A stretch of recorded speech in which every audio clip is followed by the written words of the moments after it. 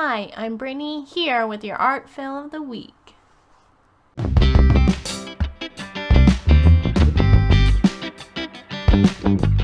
Hi everyone, so today I'm going to be doing a flip through of my Inktober drawings for 2023.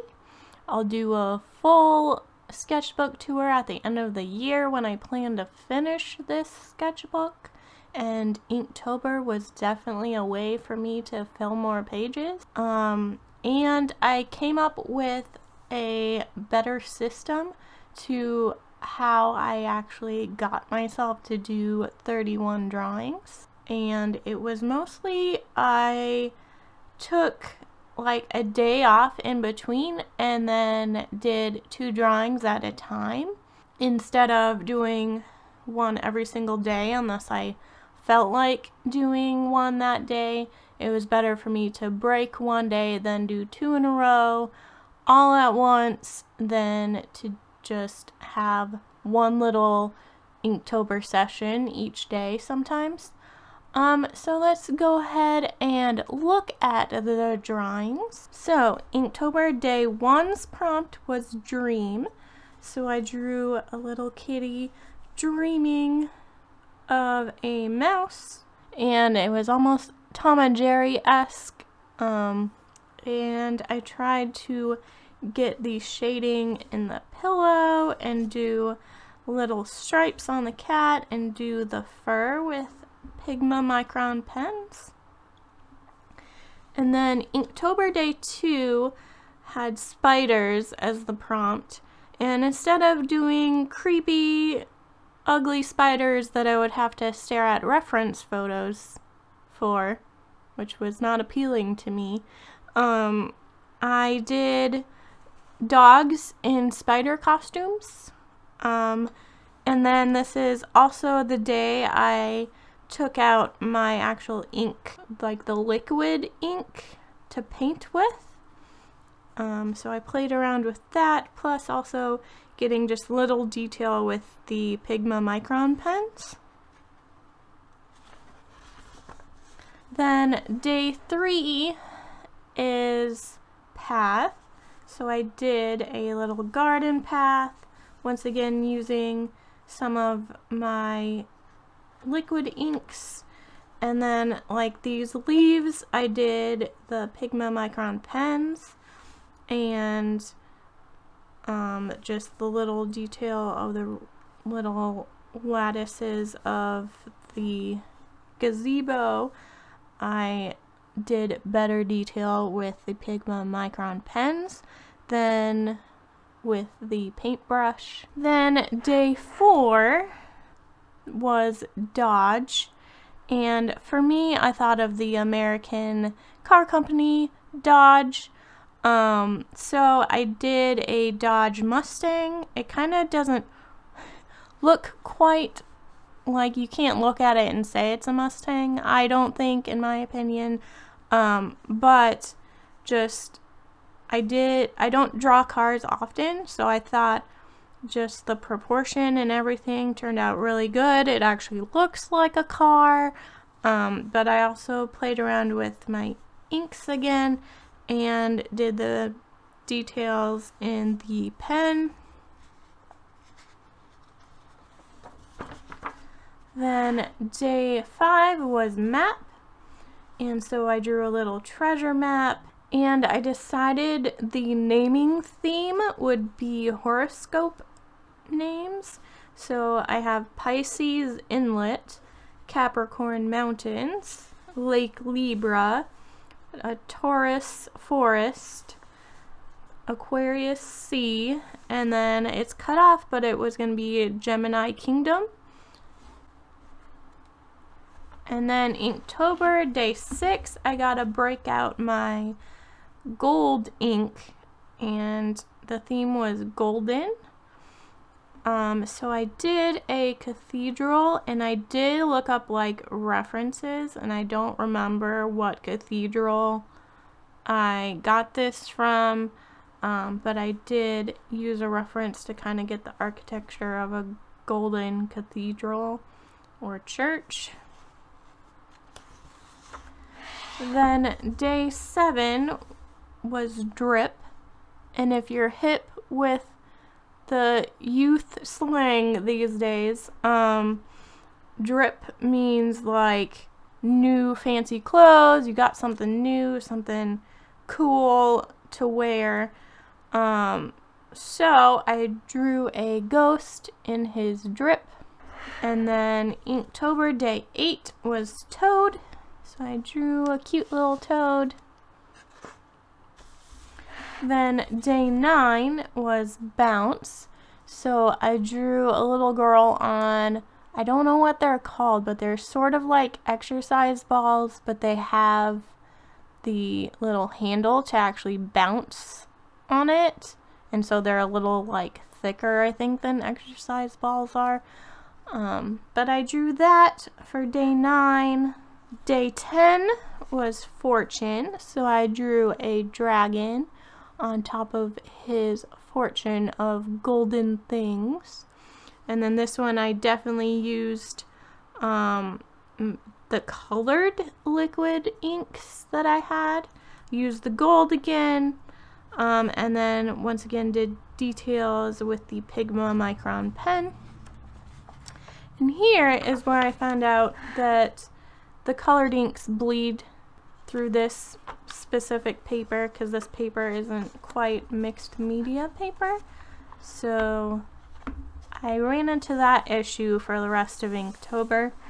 So I did day 11, Wander, on this page instead, and I drew Little Red Riding Hood, and I wanted to emphasize her cape.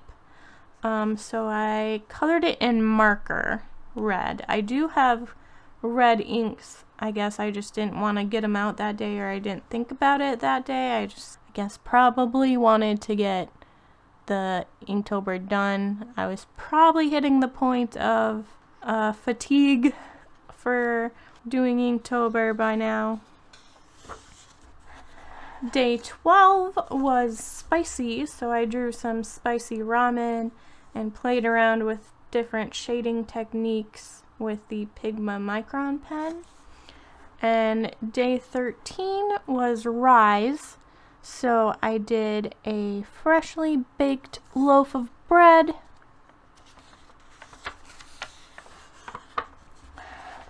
Day 14 was castle, so I kind of looked at a picture of the Transylvania castle, the Dracula castle, and drew that in with Pigma Micron, like all those little architectural details, and then did a wash of ink to kind of shade it.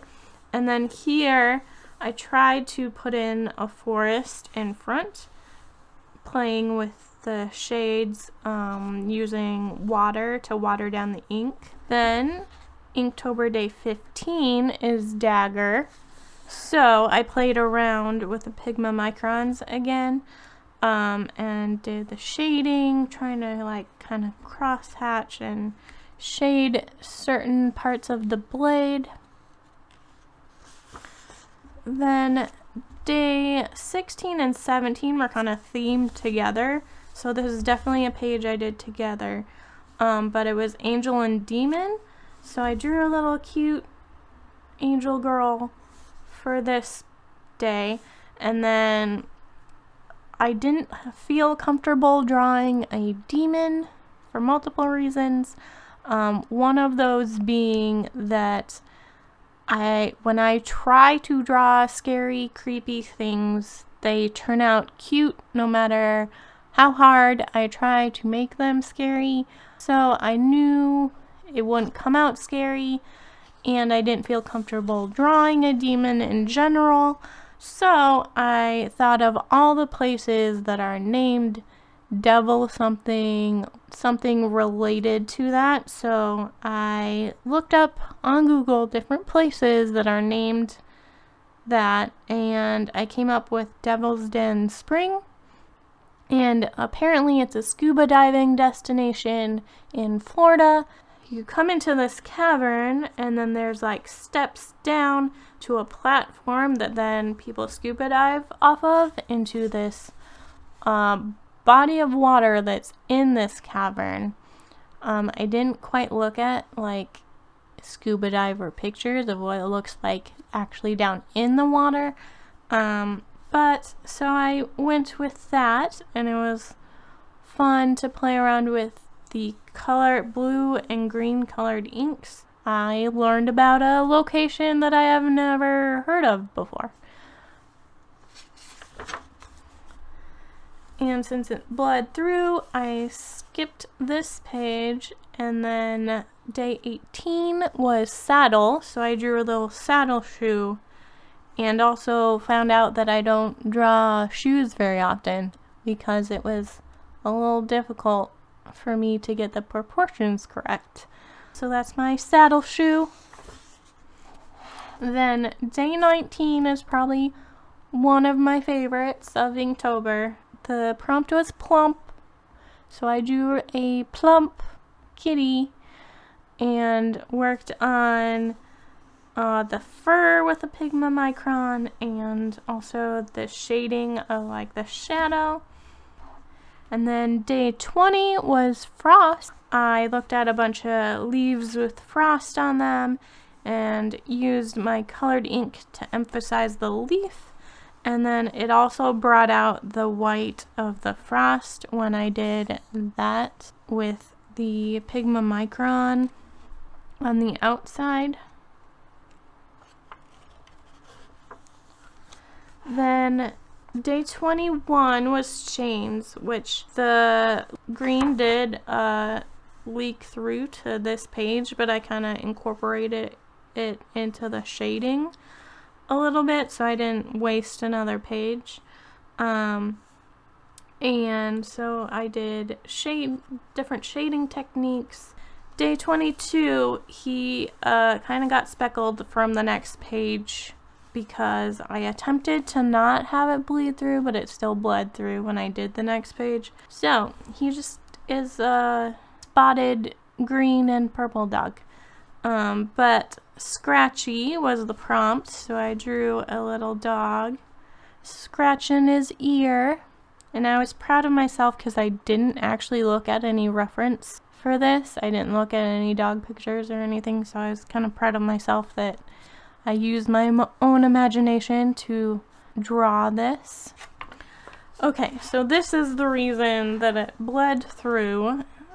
The prompt was celestial for day 23, and I wanted to do a celestial cat and play around with my blue and purple inks that I have and try, like I did this, the watercolor technique where you do wet on wet, where you wet the paper with clear plain water first, and then you take the liquid ink and then like just dab it down and then let it spread. So that's what I played around with for this one, but then it still bled through.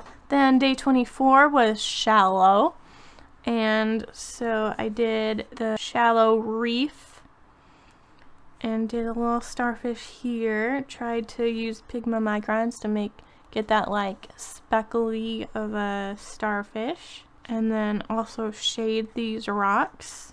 I used my liquid ink to kind of texture the water to make it different, make it stand out more. Day 25 was dangerous, so I drew a great white shark. Then day 26 was remove, and so I drew a weed.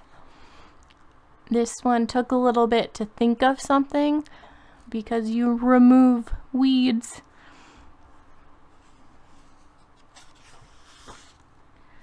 Day 27 was beast. I did like a little sea monster as my beast because I felt like everyone was going to do like bears or lions or something, and I thought that was too easy. So I did a little sea monster, sea creature, Cthulhu type beast.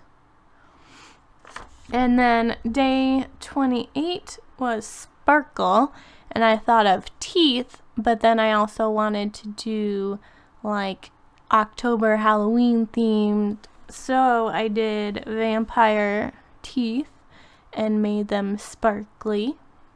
And then I did several different Pigma Micron shading techniques, because here it's called stippling, where you just do little tiny dots, shade it that way, and so the closer together the dots are, the darker something looks, like more shadowed, and then if you spread them out, then it's like lighter. Day 29 was massive, so I drew an elephant. And day 30, if your eye already wasn't drawn there, this is one of my other favorite ones of this year. The prompt was rush, and so I drew a bunch of cats, or a couple cats that have knocked over the catnip and have gotten a rush and some zoomies from sniffing the catnip.